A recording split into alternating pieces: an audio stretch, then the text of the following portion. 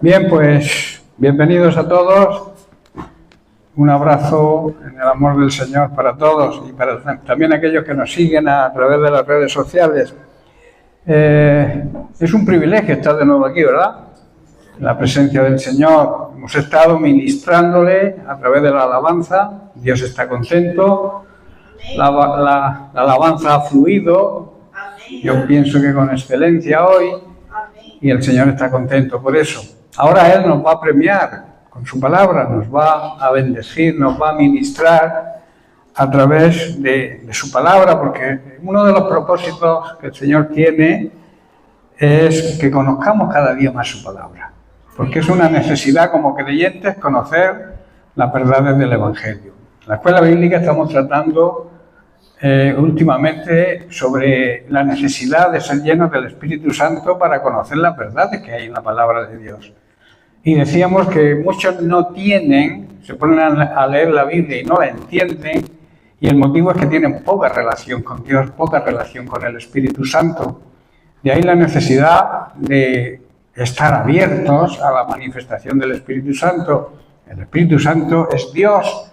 Se predica mucho de Cristo, se predica mucho del Padre, pero el Espíritu Santo también es Dios. Y estamos en la dispensación del Espíritu Santo. O sea, estamos en el tiempo en que el Espíritu Santo mora dentro de cada uno de nosotros. Somos su templo, su santuario. Y también como iglesia también somos el templo y el santuario de Dios, el Espíritu Santo. Por eso tenemos que estar atentos a lo que Él nos guíe, a lo que Él nos muestre, para poder conducirnos por la vida de forma satisfactoria, de forma que las cosas nos vayan bien, que prosperemos, que prosperar significa que las cosas nos vayan bien. Muchos tienen un concepto equivocado de la prosperidad. Se creen que la prosperidad es tener bienes materiales. La prosperidad es crecer en el conocimiento de Dios cada día. La prosperidad, la bendición, digamos, material es consecuencia de la prioridad que nosotros le demos a lo espiritual. Entonces Dios nos sustenta, nos cubre nuestra necesidad. Y eso es algo que conocemos, que hemos oído muchas veces, pero que nos cuesta entenderlo y tener la fe y la confianza de que Dios provee, porque Dios es un Dios justo. Y como ha dicho, no sé quién lo ha dicho, David o Diego, que no hay ningún justo, ha sido Mario, ningún justo que mendigue pan. Ninguno que haya sido justificado por la sangre de Cristo, que viva una vida justa, honrada y en santidad. Ni ellos ni sus hijos pasarán hambre, pasarán ningún tipo de necesidad. Son promesas de Dios. Yo creo en las promesas de Dios. Pero claro está, nosotros tenemos que hacer nuestra parte para que Dios nos bendiga. Vamos a seguir con el tema que estamos tratando las últimas semanas, que es que hemos sido nacidos para ser vencedores. Los cristianos no somos personas derrotadas. Somos personas que andamos y que vivimos en victoria. ¿Desde cuándo? Desde el momento en que nos convertimos en personas, en seres, en hijos de Dios, y eso ya es una gran victoria. Y a partir de ahí empezamos a vivir la vida plena y abundante que Jesús nos ofrece. Por eso debemos reflexionar, hacer un autoexamen y ver ¿qué clase de vida estamos viviendo? ¿Vivimos en victoria o vivimos en derrota? ¿Qué significa vivir en victoria? Y decíamos, voy a hacer un corto resumen de lo que hemos estudiado hasta ahora, que debemos de considerar algunas cosas importantes. Primero, saber quiénes somos, conocer nuestra nueva identidad en Cristo. Somos hijos de Dios, esa es nuestra nueva identidad. En los carnets de identidad pone el nombre y debajo pone hijo de fulanito, hijo de menganita, ¿verdad? Pues nosotros tenemos también una nueva identidad, un DNI espiritual, que pone que fulanito, Eusebio, Marisa, Antonio, Pepe, Juan, David, son hijos de Dios. Y eso tenemos que valorarlo. También debemos contar con nuestra aprobación de lo que es realmente la salvación, lo que es el Evangelio, pero no de una forma superficial, sino algo interior, que salga de lo más profundo de nuestro ser, que nuestro ser interior entienda y que tenga presente siempre la salvación de Cristo. En tercer lugar, necesitamos aprender a conocer, a cooperar con Dios, y esto lo hacemos solamente cuando nos rendimos a Él y nos ponemos a su servicio. Rendirse a Él conlleva ciertos beneficios. Tenemos una nueva libertad. Nos trae libertad espiritual. Que somos guiados por el Espíritu Santo, tenemos libertad en el Espíritu. También nos da una nueva fidelidad. Al entender y al comprender que Dios es fiel con nosotros, nosotros entendemos que debemos ser fieles con Dios y serlo en todo. Y también, por último, una nueva forma de dar fruto. Y el fruto que Dios nos exige, ¿cuál es? El fruto de la santificación. Cristo nos santificó con su muerte y eso nos obliga a nosotros a vivir en santidad. Vivir apartados del pecado, de toda inmundicia, de toda tradición diabólica, de todo pecado, en resumen. Dios planifica nuestra vida, pero Dios la planifica cuando nosotros respondemos a su llamado y respondemos de una forma positiva, pronta, total y en el momento en que Dios te lo pide y además no ponerle condiciones. La integridad del cristiano, estuvimos hablando sobre la integridad de un cristiano. Una persona íntegra es una persona recta, honrada, intachable, digna de confianza, persona que te puedes fiar de esa persona. Una persona con integridad no se divide, no es de doble ánimo, no piensa hoy una cosa y mañana le dicen por ahí cualquier otra cosa y cambia de forma de pensar, de aficiones. La persona íntegra tampoco es hipócrita, no dice o no aparenta, no quiere aparentar lo que no es. De ahí que las personas íntegras no tienen nada que esconder y tampoco nada que temer, ¿verdad? Sus vidas son libros abiertos. Como decía Pablo, somos cartas escritas, no con tinta, ni con un bolígrafo, ni pluma, sino escritas por el Espíritu Santo de Dios. Y eso significa que nosotros tenemos que reflejar a Cristo, ser esas cartas, que el mundo pueda ver la realidad de lo que es un verdadero cristiano. Una persona íntegra no miente. Una persona íntegra siempre dice la verdad. Decíamos, y suelo decir, que la mentira es como el deporte nacional. Todo el mundo miente. En este mundo, todo el mundo miente. Pero nosotros como cristianos no debemos mentir. ¡Jamás! No hay mentiras pequeñas, ni grandes, ni medianas, ni azules, ni verdes. Todo aquello que falta a la verdad es mentira. Amén. En el Salmo 26 David hace una gran declaración y una gran promesa a Dios. Dice el verso 11, mas yo andaré en mi integridad. O sea, le está diciendo a Dios en su oración que llevará una vida recta, honrada e intachable. Y luego añade, redímeme, rescátame y ten misericordia de mí. Mi pie ha estado en rectitud y en la congregación bendeciré al Señor. David está declarando y prometiendo que andará en integridad y en rectitud y que le bendecirá en la congregación de los santos, o sea, en la iglesia. Así como también clama a Dios por misericordia. Hemos hablado de integridad. Ahora quiero hablar de rectitud. Para vivir en victoria, Dios nos llama a vivir una vida de rectitud, como decía David. Andaré en integridad y en rectitud. Son dos cosas, no es una. Una persona íntegra tiene que ser también recta en su manera de proceder. ¿Qué es rectitud? Rectitud, una persona recta no se inclina hacia un lado ni hacia el otro. O sea, no es una veleta. ¿Sabéis lo que es una veleta, no? Lo que mueve el viento y marca la dirección del viento. O sea, siempre mira hacia donde el viento la lleva.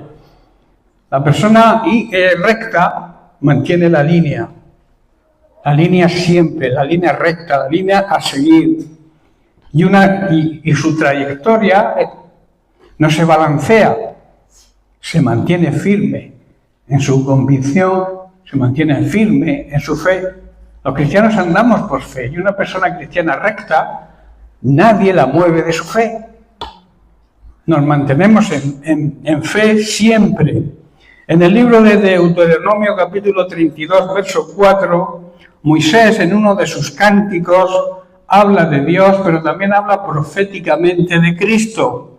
Dice, Él es la roca, cuya obra es perfecta, porque todos sus caminos son rectitud.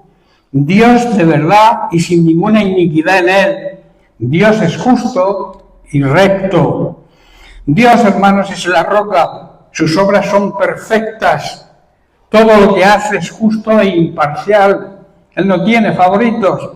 Él es Dios fiel, se mantiene fiel a sus promesas y nunca actúa para hacernos daño. Al contrario, muchas personas que cuando nos viene algún problema y eso te lo ha mandado Dios porque te está castigando. Eso no es la mente, la rectitud, la misericordia y el amor de Dios, no es eso precisamente. Dios envió a su Hijo para cuidarnos, para sanarnos, para proveernos la salvación, no para condenarnos ni mandarnos enfermedades o cosas de este tipo que mucha gente achaca. Si leéis el libro de Job, sus amigos, yo los llamo amigotes, cuando cayó en la desgracia que cayó, con el permiso de Dios, Satanás fue el que le quitó a Job, la familia, sus posesiones y la salud. No fue Dios quien se la quitó. En cambio, sus amigos se dirigieron a él y le dijeron, ¿qué habrás hecho, Job, para que te venga todo lo que te ha venido? Como diciendo, ¿qué habrás hecho contra Dios que te castiga? Pero Dios no castiga, Dios salva. Amén. Y salva a través de Cristo, no hay otra salvación. Y nosotros tenemos que entender eso y hacérselo entender a la gente que nos rodea. Que a veces, al no conocer bien la palabra de Dios, caemos en error. Y a veces aceptamos errores que no deberíamos aceptar. Por eso Santiago capítulo 5, verso 12, nos hace una gran advertencia. Dice, pero sobre todo, hermanos míos, no juréis ni por el cielo, ni por la tierra, ni por ningún otro juramento, sino que vuestro sí sea sí, eso es de ser una persona recta, y vuestro no sea no, para que no caigáis en condenación. No debemos jurar, hermanos, ni por el cielo, o sea, por los que están, los que habitan en el cielo, ni por los que están aquí en la tierra. A veces juramos por mis hijos. Eso es un tremendo disparate. No podemos. Eso es poner en juego, en peligro, incluso la vida física de nuestros hijos. O por tu padre, juro por mi padre, o juro por mi madre. Eso es una aberración. Nunca podemos jurar ni por los que están en el cielo, por los que habitan en el cielo, ni por los que habitan aquí en la tierra. Ni por ninguna otra cosa, añade el apóstol. Cuando decimos sí, que sea sí. Y cuando decimos no, que sea no. No hay término medio, no hay medias tintas. No vaya a ser, dice Santiago, que por no cumplir con nuestra palabra tengamos problemas. Y los problemas más graves los tendremos con Dios. Con lo cual podemos llegar a la condenación, hermanos, por no cumplir con la palabra dada. Dios tendrá que aplicar su justicia, porque Dios, aparte de amor, es justicia. Dios es amor, claro que es amor, pero también es un juez justo. Y el amor y la justicia siempre caminan juntas. Eclesiastés capítulo 5, verso 4, Salomón dice lo siguiente: cuando a Dios haces promesa, no tardes en cumplirla, porque Él no se complace en los insensatos, en los necios que prometen y no cumplen. Por eso añade, cumple lo que prometes. Ahora, ¿qué es prometer? Es obligarse, adquirir una obligación, comprometerse a hacer algo, comprometerse a decir algo o a dar algo. Si tú te comprometes a darle a Dios lo que le pertenece, no dejes de cumplirlo porque te está jugando la salvación. Así de claro te lo digo, porque es que está escrito ahí. Cumple lo que prometes, para que no caigáis en condenación. Cuando le hagamos una promesa a Dios, no debemos tardar en cumplirla, porque a Dios no le agrada y llama necios a los que no cumplen lo que prometen. Debemos cumplir todas las promesas que le hagamos a Dios y también las promesas que nos hagamos unos a otros. Si no has de cumplir con tu promesa, con tu palabra, dada a Dios o a los hermanos o a las personas que nos rodean, mejor es que no prometas. ¿Estáis entendiendo? Es lo mismo que cuando nosotros vivimos en pecado, mejor que no prediques el Evangelio, cállate, porque estás pisoteando el nombre de Cristo. Si tú estás viviendo en adulterio, en fornicación, y te atreves, osas predicar el Evangelio, estás pisoteando el nombre de Cristo.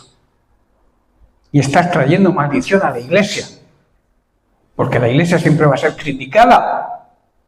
Dirán, tú que vas a esa iglesia, haces esto. ¿Qué os enseñarán ahí? Sois todos iguales, ¿verdad?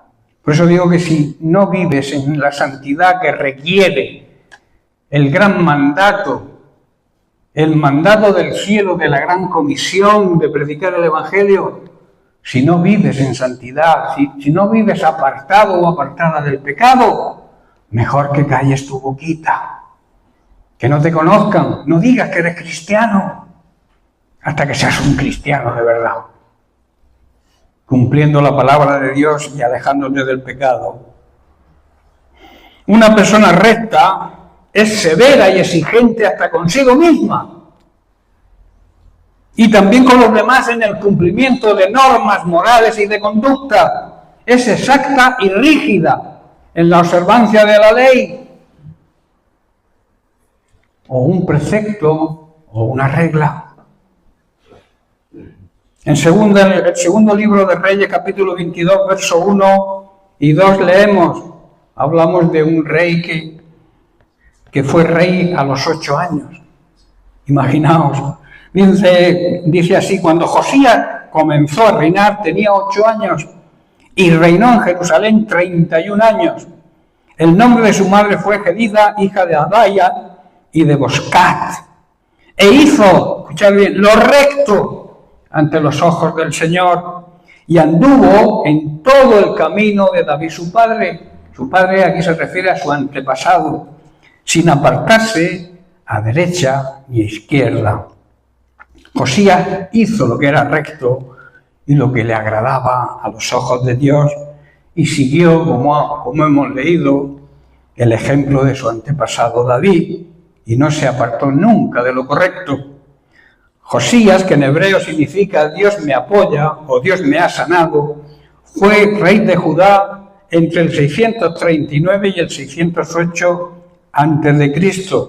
e instituyó reformas importantes. En su reinado se inició, entre otras cosas, la recopilación y la edición del Deuteronomio bajo el liderazgo religioso del profeta Jeremías. O sea que se dejó aconsejar por personas y siervos de Dios.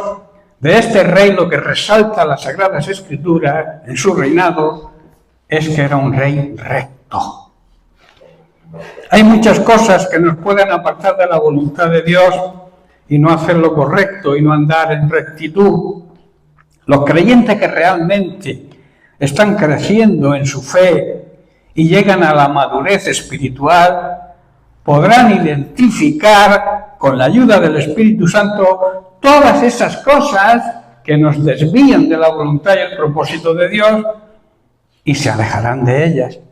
Si tú no sabes qué cosas son porque cada uno tiene sus propias cosas que le apartan de la voluntad de Dios.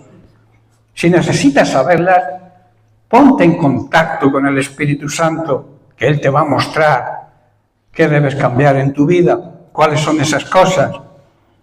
Un ejemplo podría ser la ambición de la persona rica por querer más.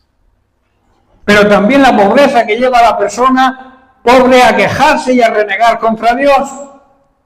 ¿Estoy entendiendo? Los dos términos son malos. Cosas diferentes, por diferentes situaciones. Salomón en Proverbios capítulo 30, versículos 8 y 9, vemos cómo expresa esto Salomón. Dice, vanidad y palabra mentirosa aparta de mí. O sea, hazme una persona veraz, que yo nunca mienta, le está pidiendo a Dios. Y luego añade, no me des pobreza, ni tampoco riqueza. Manténme del pan necesario. No sea, dice Salomón, que me sacie y te niegue, y te diga, ¿para qué necesito yo a Dios con lo bien que vivo? ¿Verdad? ¿Quién es Dios? O que siendo pobre, robe, hurte y blasfeme el nombre de mi Dios. Primero debemos pedirle a Dios ayuda para no mentir nunca. Esa es la primera condición que vemos aquí en este pasaje. Y en segundo lugar, pedirle a Dios que no nos dé pobreza ni tampoco riqueza, sino que cubra nuestra necesidad, que nos dé lo que necesitamos. Porque solo lo suficiente es lo que Dios nos da. Él cubre tu necesidad, igual que da algún capricho, que también de vez en cuando nos da algún capricho. Si nos comportamos bien, como cualquier padre le hace regalos a su hijo, si se comporta bien, pero también lo castiga cuando el niño se comporta mal, ¿verdad? Pero Dios siempre cumple la necesidad de sus hijos. Si nos hacemos ricos, podríamos negar a Dios y decirle, ¿quién es el Señor? No te necesito para nada, ¿verdad? Podríamos llegar a decirle eso. Si tú tienes de todo y de sobra, ¿para qué necesitas a Dios? Y si somos demasiado pobres, podríamos robar, ¿verdad? Que eso está prohibido, por la palabra de Dios no podemos robar. Y renegar y ofender el santo nombre de Dios, que es a lo que se le llama blasfemar. Al identificar estas cosas y aceptarlas como un problema, tenemos la posibilidad de no permitir que seamos desviados de la voluntad de Dios y por tanto los demás verán nuestra disposición a cambiar. En 1 Corintios capítulo 6, verso 12, Pablo dice lo siguiente: todas las cosas me son lícitas, mas no todas convienen. Y en 1 Corintios capítulo 10, verso 23 dice, todo me es lícito, pero no todo conviene. Todo me es lícito, pero no todo edifica. O sea, tú puedes hacer lo que te dé la gana. Dios te da el libre albedrío, la libertad de decidir en tu vida. Pero que sepas que algunas cosas, si las haces, te irá mal. Y otras, te irá bien. Y lo más probable es que si te dejas llevar por los deseos carnales, cojas ataduras que te costará salir de ellas. ¿Estoy entendiendo? No me dejaré controlar, dice Pablo más adelante, por ninguna de ellas. Cuando tú le das prioridad a las cosas que de alguna manera son lícitas, o sea, yo puedo hacer lo que quiera, tengo libertad para hacerlo, pero debo saber que esa libertad me puede llevar a la ruina o al éxito, ¿verdad? Depende de la forma que lo hagamos. Debemos saber que hay que asimilar que necesitamos aprender a ser perfectos. Perfección humana, claro está, la cual llegó y logró Jesucristo, como hombre, como persona, como ser humano. A la perfección de Dios nunca vamos a llegar, pero sí existe la perfección humana. la cual la logró Jesucristo siendo un hombre, y a vivir una vida recta, sin desviarnos de la verdad. Pero sigamos con el ejemplo de Josías y volvamos al versículo de segundo de Reyes, capítulo 22, verso 2. Repito, e hizo lo recto ante los ojos de Dios y anduvo en todo el camino de David su padre, sin apartarse ni a derecha ni a izquierda. Esto es simbología de la rectitud. Empezó su reinado, como hemos dicho, muy joven, 8 años, y tuvo la sabiduría de dejarse aconsejar y seguir el ejemplo de su antepasado David y también del profeta Jeremías. Y gracias a eso se condujo rectamente, sin apartarse ni a derecha ni a izquierda. Cuando un creyente decide adquirir compromiso de servicio a Dios, siempre va a tener oposición, con el fin de crear desánimo y apartarle del plan de Dios.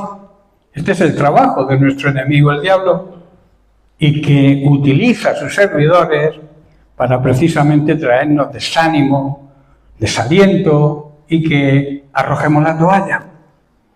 En esas circunstancias, escuchar bien, es de sabio seguir el consejo de aquellos que nos dirigen o nos dirigieron y hoy nos dirigen espiritualmente, y que Dios ha puesto para nuestra edificación y para nuestra madurez espiritual. Es como si estás enfermo y no vas al médico, como si tienes hambre y no comes, como si tienes sed y no bebes. Dios ha instituido padres espirituales, ministerios en su iglesia, para que seas edificado, nunca destruido. Y si alguna vez se te pone en disciplina, es para tu edificación, no para tu destrucción. No sé si entendéis. La mayor prueba de amor, o una de las mayores pruebas de amor de Dios, es cuando nos disciplina. Porque un buen padre a sus hijos disciplina. Los pone en disciplina para que vivan en orden y sean hombres el día de mañana de bien. Y que vivan en rectitud. Pero hay personas que no aceptan, no lo aceptan. Quieren autodisciplinarse ellos mismos. Pero eso no funciona así. Dios ha puesto, igual que en el mundo hay autoridades, para que haya un orden, porque si no hubiera autoridades en este mundo, lo contrario a la autoridad y al orden, ¿qué sería? El caos, la anarquía. El Génesis, o antes del Génesis. ¿Cómo estaba la tierra antes del Génesis? Desordenada y vacía. ¿Cómo estaba nuestra vida antes de conocer a Cristo? Desordenada, vacía. Pero Cristo vino a poner orden y a llenarnos de su amor, de su misericordia, de su bondad y proveernos de todo lo necesario cuando somos verdaderos hijos de Dios. Porque no todo aquel que dice que es hijo de Dios es hijo de Dios. A veces decimos que somos hijos de Dios porque nos conviene. Pero cuando nos va bien la cosa, como nos olvidamos de que somos hijos de Dios y que le debemos un respeto, una obediencia a Dios. Tengamos más o tengamos menos. Amén. Por eso en Hebreos capítulo 13, verso 7, el escritor de Hebreos dice: acordaos de vuestros pastores, reconocer su labor y sus buenos consejos, que os hablaron la palabra de Dios. Considerar, o sea, tener en cuenta cuál haya sido el resultado de su conducta. Mirad cómo se comportaron vuestros pastores, o cómo se comportan en la actualidad vuestros pastores, e imitad su fe. Amén. 4, amén. Bueno, algo es algo. Hermanos, de esta manera actuaremos como verdaderos hijos de Dios, actuaremos como verdaderos servidores y comprometidos con su obra. Muchas veces somos como niños, inmaduros, y necesitamos aprender de los ministerios que Jesús mismo constituyó. El mismo Jesús fue quien constituyó los 5 ministerios para nuestra madurez y edificación. En Efesios 4, versículos 11 al 15, Pablo dice, en Él, en Jesucristo, o sea, Él, Jesucristo, Él mismo constituyó a unos apóstoles, a otros profetas, a otros evangelistas, a otros pastores y maestros. Estos son como, digamos, las carreras, los oficios que tiene la Iglesia. Las personas que Dios ha elegido y los ha capacitado, primero para crear iglesias, los apóstoles. Los profetas, para que nos guíen y Dios nos pueda hablar a través de ellos. Evangelistas, para que se nos predique el Evangelio de salvación, para que se nos predique a Cristo. Los pastores, para que nos pastoreen y nos lleven siempre a buenos pastos. Y los maestros, para que nos enseñen la palabra de Dios, para que nadie nos pueda engañar. Dios ha instituido esos 5 ministerios dentro de la Iglesia, esas 5 carreras universitarias, bíblicamente hablando, para que la Iglesia crezca, madure y no sea engañada por tanta y tanta mentira, corrupción, podredumbre, sectas que hoy existen en la actualidad. Personas que tienen el nombre de Dios en su boca, pero su corazón está muy lejos de Dios. Utilizan a Dios para su propio beneficio. Son asalariados, lo llama la Biblia. Personas que viven del Evangelio. Que el Evangelio para ellos es su negocio. El Evangelio hay que predicarlo por amor a Dios. Y Dios te recompensa porque la palabra de Dios dice, como hemos leído antes, que ningún justo mendiga pan y que el obrero es digno de su salario. Dios provee a esos ministerios y nos provee, lo mismo que nos provee a nosotros como ovejas. Los 5 ministerios tienen una responsabilidad más grande y a veces no valoramos eso.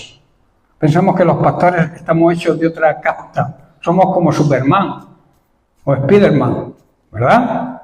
Podemos volar, podemos, yo qué sé, hacer cosas que vosotros no podéis hacer. Y nosotros somos de carne y hueso, como vosotros. Pero con mayor responsabilidad. Porque yo tengo que dar cuenta de toda la Iglesia que Dios ha puesto a mi cargo. Y eso no te creas que es fácil. Los pastores tenemos una misión. Por otro lado, es un gran privilegio servir a Dios, pero es una gran responsabilidad también. Por eso luego dice Pablo que constituyó los 5 ministerios, Jesucristo mismo, versículo 12, a fin de perfeccionar a los santos. ¿Quién son los santos? Los que viven en santidad. A esos Dios los perfecciona. Los que viven el pecado, para que Dios los perfeccione, tienen que dejar de pecar. Porque Él, ¿a quién perfecciona? A los santos. Y los santos son aquellos que viven en santidad. A los que viven en pecado no se les llama santos, se les llama pecadores. Que es todo lo contrario a la santidad. Y están preparados para la obra del ministerio, perfeccionándonos para la obra del ministerio. ¿Cuál es nuestro ministerio? ¿Cuál es nuestra obra? La gran comisión. Testificar de Cristo.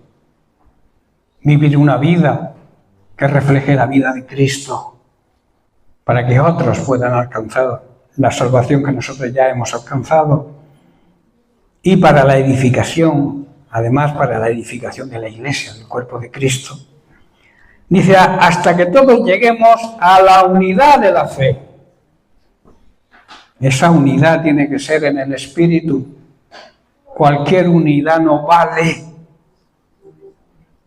Todos metidos en el mismo saco, todos aquellos que se llaman cristianos, el ecumenismo quiere meterlos todos en el mismo saco. Pero nada que ver. Tenemos que estar unidos en el Espíritu. El mismo pensar, la misma meta, la misma dirección, lo que Dios piensa. en unidad espiritual, en el Espíritu, y del conocimiento, además del Hijo de Dios, a un varón perfecto, aquella persona que anda en rectitud, a la medida que instituyó Cristo. Porque Cristo fue recto siendo hombre. Que a veces mucha gente piensa, es que Cristo era Dios y los sufrimientos, Él no sufrió como yo hubiera sufrido, no, Él sufrió como hombre, Él se despojó de todos sus privilegios de ser Dios y se hizo hombre y sufrió de la misma forma que sufriríamos nosotros en el mismo camino que Él llevó, en la misma cruz. Por eso Él fue perfecto humanamente hablando. Y nosotros tenemos que llegar a ese tipo de perfección, a ese tipo de rectitud, que lleguemos a parecernos a Cristo, hermanos, cada vez más, para que ya no seamos niños inmaduros,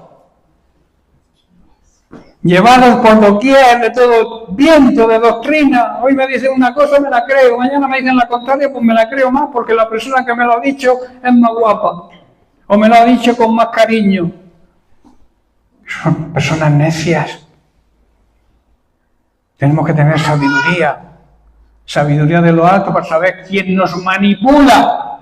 Hay mucha manipulación cristiana, entre comillas, hoy en día. Porque dice,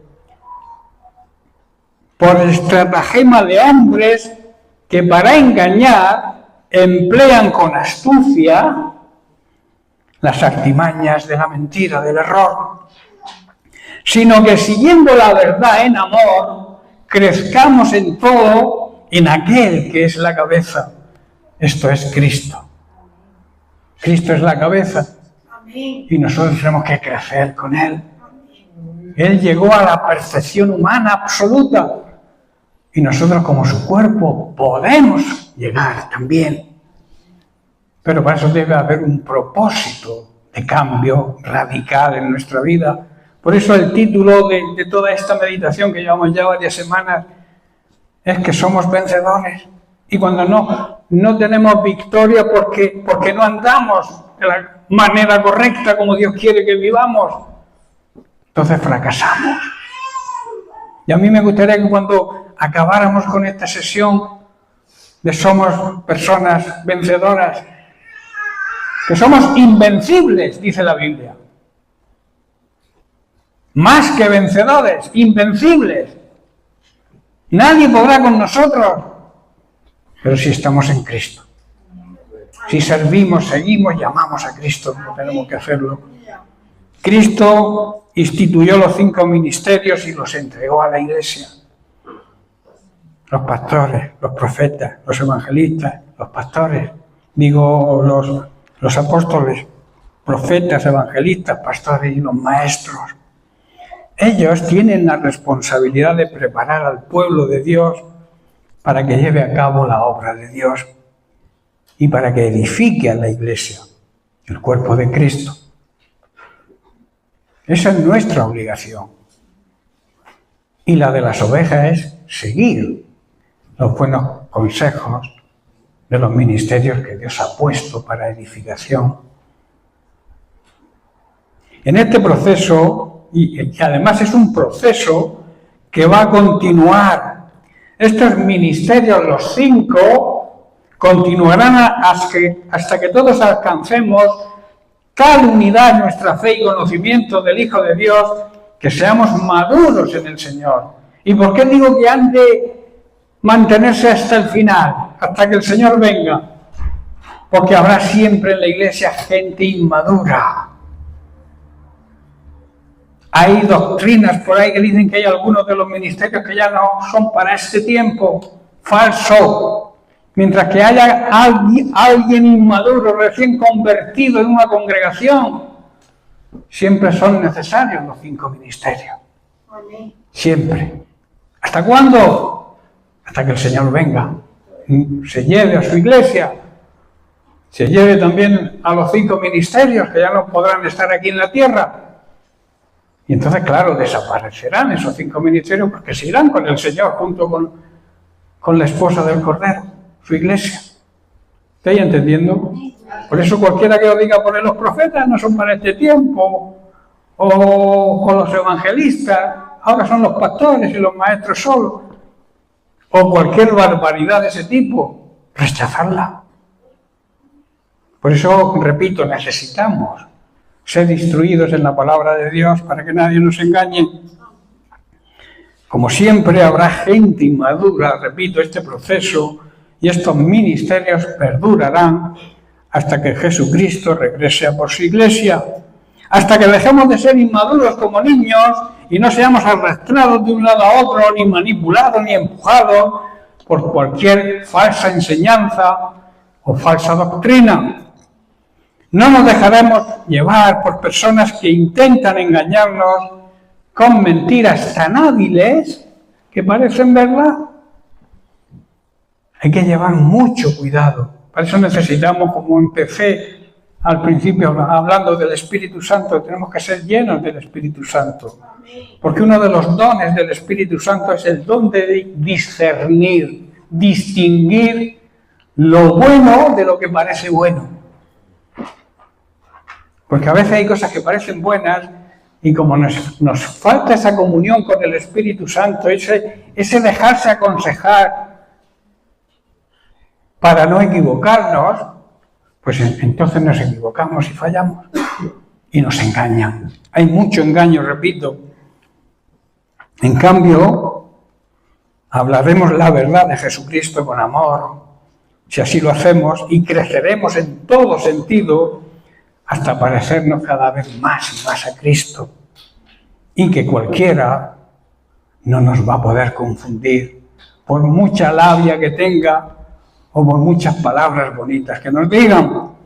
Si confrontamos estas circunstancias que abundan hoy en día para que permanezcamos en ignorancia, que es lo que esta gente quiere, y así cualquiera nos puede engañar, nuestros enemigos, hermanos, serán al final avergonzados porque verán que nos mantenemos firmes. Primera de Pedro, capítulo 3, versículos 14 al 17. Dice: mas también, si alguna cosa padecéis por causa de la justicia, por causa de ser personas honradas y justas, sois felices, bienaventurados, dichosos, bendecidos. Por tanto, no os amedrentéis por temor de ellos, de esas personas, ni os conturbéis. Hermanos, si sufrimos por hacer lo correcto, Dios nos va a recompensar. Así que no debemos preocuparnos ni tener ningún tipo de miedo a ninguna de las amenazas que nos hagan. A veces nos echan la maldición, ¿verdad? Cuando no aceptamos sus ofertas, cuando no aceptamos lo que ellos nos proponen, nos maldicen, hablan mal de nosotros, que es lo que significa maldecir. Versículo 15: sino santificad a Dios el Señor en vuestros corazones, que quiere decir que debemos adorar al Señor de verdad y estar siempre preparados para presentar defensa con mansedumbre y reverencia ante todo el que os demande razón de la esperanza que hay en vosotros. O sea, debemos estar preparados para dar una buena explicación de nuestra fe a todo el mundo. Tenemos que estar preparados, instruidos, enseñados, repito, para que estas personas no nos engañen y podamos darle una respuesta que los avergüence. ¿Estáis entendiendo? Verso 16: teniendo buena conciencia. Eso es necesario, que nuestra conciencia no nos reprenda, y hacerlo con humildad y respeto, porque todas las personas, creyentes o no creyentes, están hechas a imagen y semejanza de Dios. Y piensen lo que piensen, nos maldigan, no nos maldigan, nos bendigan, no nos bendigan, son criaturas creadas por Dios a su imagen Y tenemos que considerar eso y respetar. Hablarles con autoridad, pero con respeto. No podemos decirle a una persona, por muy amigo que sea, tú te vas a condenar porque tú eres un pecador. No empecemos con las amenazas. El que amenaza, el que condena, ¿quién es?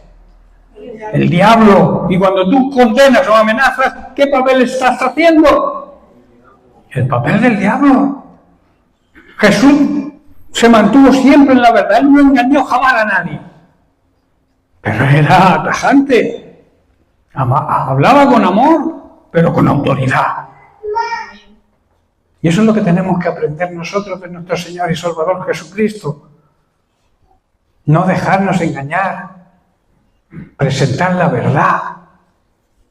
Con autoridad, pero con espíritu de mansedumbre y humildad. Jesús dijo, aprended de mí, que soy manso y humilde de verdad.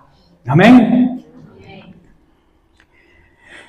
Para que, teniendo buena conciencia, para que en lo que murmuran de vosotros como malhechores, que a veces nos tratan de gente que generamos odio, ¿verdad? Hoy en día en la sociedad los cristianos se nos llaman personas porque no aceptamos ciertas tendencias, ciertas leyes que han aprobado que no las aceptamos porque violan la palabra de Dios.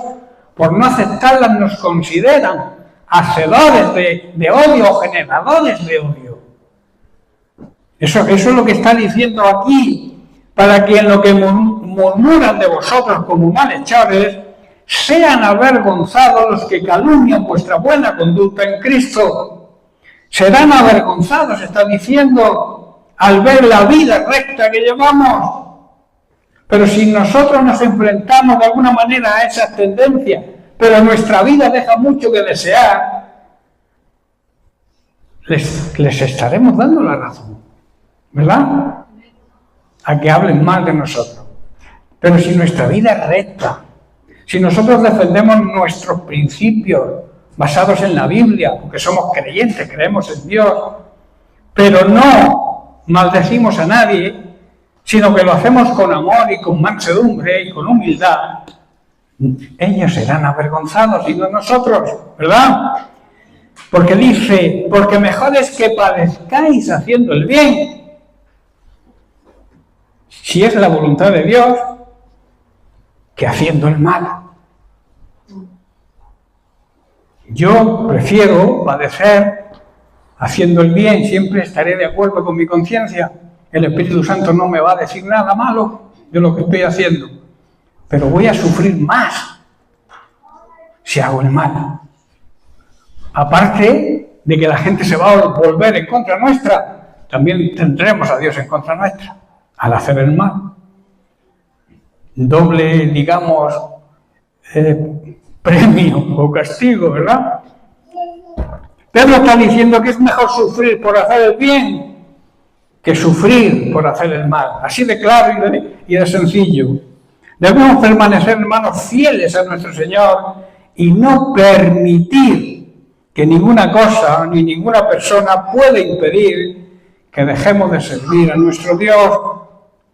Debemos así aprender y seguir el ejemplo de Josías, este rey que empezó a los 8 años a reinar, haciendo lo bueno, lo recto, lo correcto en toda nuestra manera de comportarnos, aprendiendo y madurando, siguiendo el ejemplo de aquellos que Dios ha puesto en autoridad espiritual sobre nosotros. La integridad y la rectitud hará que andemos, hará que vivamos en victoria, que seamos vencedores. Por eso debemos seguir el ejemplo de Jesús de humildad, de integridad y de rectitud. En él se asocian todas estas cualidades y virtudes. En Juan capítulo 13, versos 15 al 17, vemos a Jesús después de un acto de humildad y ejemplo lavando los pies de sus discípulos. Dice, porque ejemplo os he dado, para que como yo he hecho, vosotros también hagáis. Está diciendo, debéis seguir mi consejo, debéis seguir mis enseñanzas, debéis seguir lo que yo hago y hacer lo mismo. de cierto os digo, el siervo no es mayor que su señor, ni el enviado es mayor que el que lo envió. Si sabéis estas cosas, bienaventurados seréis si las hiciereis. Si tú sabes hacer lo bueno y no lo haces, ¿qué te ocurre? ¿Qué estás pecando? Por eso dice, si supierais hacer estas cosas, seréis bendecidos, seréis bienaventurados. Jesús fue un ejemplo a seguir en toda su vida terrenal. Todo lo que dijo que hiciéramos, Él lo hizo primero. Amén. Marcando así un modo diferente de vida. La vida que a Dios le agrada. Una vida de humildad y de servicio a Él y también a los demás. Y sobre todo nos enseña la necesidad de buscar siempre hacer la voluntad del Padre. Jesús siempre hizo la voluntad del Padre, sometió su propia voluntad a la voluntad del Padre. Estas son cualidades, hermanos, esenciales en la vida de un creyente verdadero. En el pasaje que nos ocupa, Jesús nos demuestra precisamente estas cualidades: humildad, servicio y la búsqueda de la voluntad de Dios. También nos enseña que para Dios, aunque tengamos diferentes cualidades, tenemos el mismo valor. El mismo valor, diferentes cualidades, diferentes funciones y diferente responsabilidad. Pero en cuanto al valor, todos valemos para Dios lo mismo, porque se pagó el mismo precio, la sangre de Cristo. En Romanos capítulo 2, verso 11, Pablo habla del justo juicio de Dios. Dice, porque no hay acepción de personas para con Dios. Para Dios no hay diferencia de personas. Dios no tiene favoritos. Por ese motivo Jesús fue enviado y nació en un pesebre. Podía haber nacido en un palacio, ¿verdad?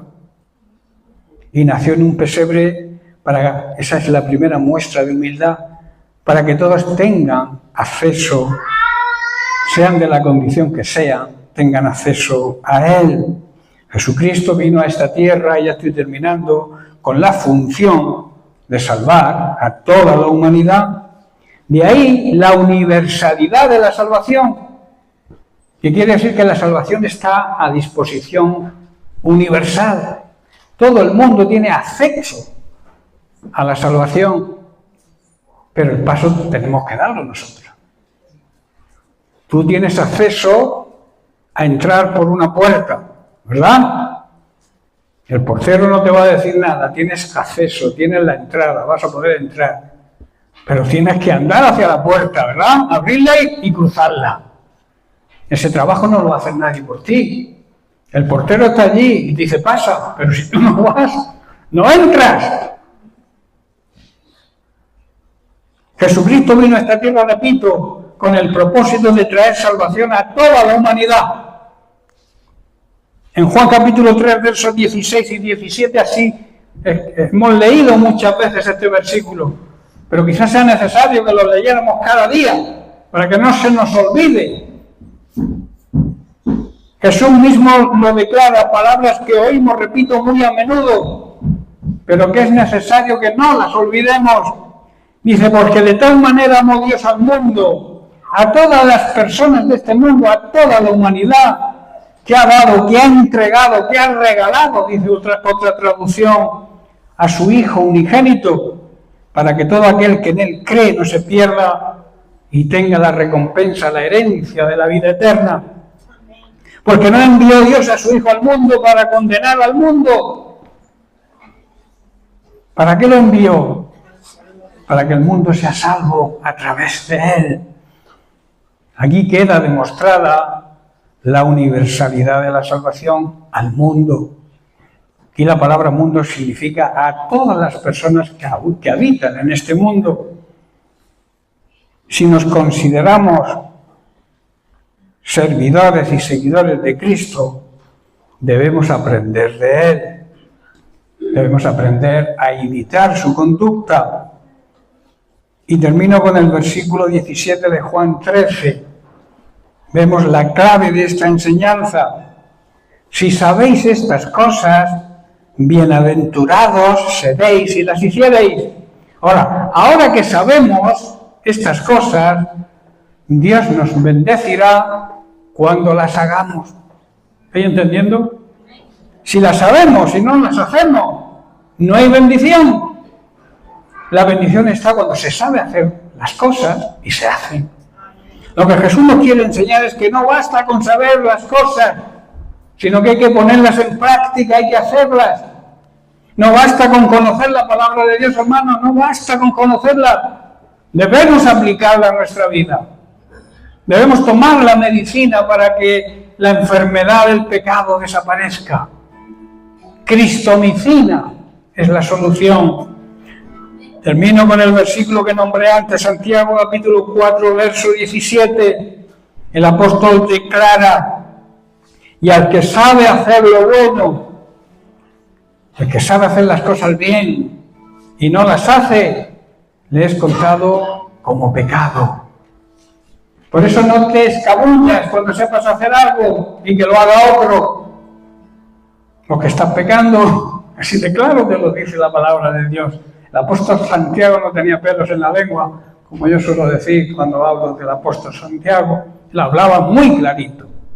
Si tú sabes hacer algo, si tú tienes un ministerio, si tú tienes algo que el Señor quiere utilizarte y no lo haces, estás pecando.